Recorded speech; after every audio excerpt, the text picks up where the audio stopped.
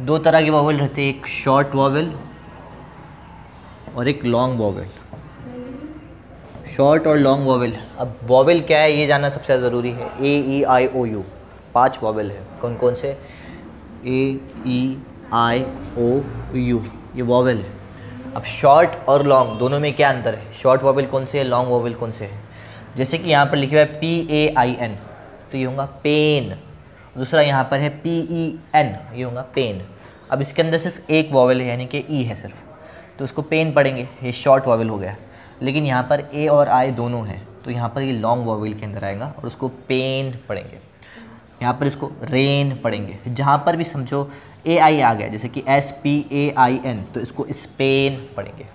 लेकिन यहाँ पर समझो सिर्फ एक आई है, तो उसको पिन, बिन, विन, सिन, पिट, हिट, लिट, बिट और टिन इस तरह से पढ़ेंगे। जैसे यहाँ पर BET है बस, तो उसको बेट पढ़ेंगे। SET set, BAT bat. और एक चीज़ ध्यान रखना, BULL बुल, PULL पुल। लेकिन क्या हर जगह इसको ऊ इस तरह से पढ़ते? नहीं। BULL पुल सिर्फ पी के साथ में पढ़ेंगे। जैसे कि यहाँ पर अगर पी के बाद में यू लगा तो उसको पू के जैसे पढ़ेंगे। जैसे यहाँ पे पुल, यहाँ पे पुश। SH का क्या होता है साउंड? श हिंदी के अंदर, तो पुल और पुश। अब दूसरी और एक चीज़ समझ लीजिए। सपोज करो कि यहाँ पर जो यू है वो सी के आगे आ गया, जैसे यहाँ पर CUB, तो इसको क्या पढ़ेंगे? इसको कब पढ़ेंगे, कब। TUB, इसको क्या पढ़ेंगे? टब पढ़ेंगे। तो यहाँ पर जो यू है वो अ का साउंड प्रोड्यूस कर रहा है। अब सपोज करो आर के सामने आ गया, तो RASH रश पढ़ेंगे।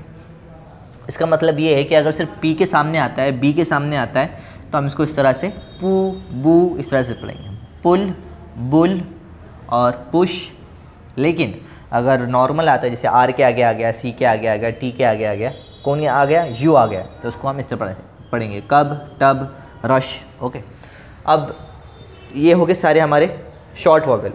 सिर्फ एक बार अगर वॉवेल आता है तो उसको शॉर्ट वॉवेल बोलेंगे। Rush, bet, set, bat, bull, pull, ball, push, pot, ben, pin, pen. लेकिन अगर 2 बार वॉवेल आ गया AIN, तो इसको पेन पढ़ेंगे। TIN, ये तो शॉर्ट वॉवेल है। टिन। SPAIN, स्पेन पढ़ेंगे। और दूसरी और एक चीज़ ध्यान में रखिए, इंग्लिश जब आप पढ़ रहे हैं तो 2 साउंड मिलाकर ही एक बड़ा वर्ड बनता है। जैसे सपोज कर लीजिए यहाँ पर लिखा हुआ है SAT सेट और यहाँ पर है TIN टिन। सपोज कर लीजिए मैं इसके आगे G लगा देता हूँ, जैसे TIN के आगे G लगा दिया तो हो गया टिंग। DIN के आगे लगा दिया, ये डिन है, इसके आगे G लग गया तो डिंग, डिंग, टिंग। SIN, इसके आगे G लगा दिया तो क्या हो गया? सिंग। BIN के आगे G लगा दिया तो क्या हो गया? बिंग। KIN के आगे G लगा दिया तो क्या हो गया? किन, किंग। ठीक है, तो इस तरह से जो है ये पूरे वर्ड बनेंगे। तो आप सपोज कर लीजिए यहाँ पर SET सेट आ गया और TING आ गया, तो ये हो गया सेट और हो गया टिंग, सेटिंग, सेटिंग। BET बेट, TING टिंग, बेटिंग, बेटिंग, सेटिंग, बेटिंग। ठीक है, इस तरह से। अब इसी तरह से जैसे SET सेट हो गया, BET बेट हो गया, तो LET लेट होगा, W की आवाज़ वो निकलेगी, तो इस तरह से इसका WET वेट हो जाएगा। तो इतना सिंपल है इंग्लिश का रीडिंग। नेक्स्ट क्लास के अंदर आगे का और भी जानेंगे।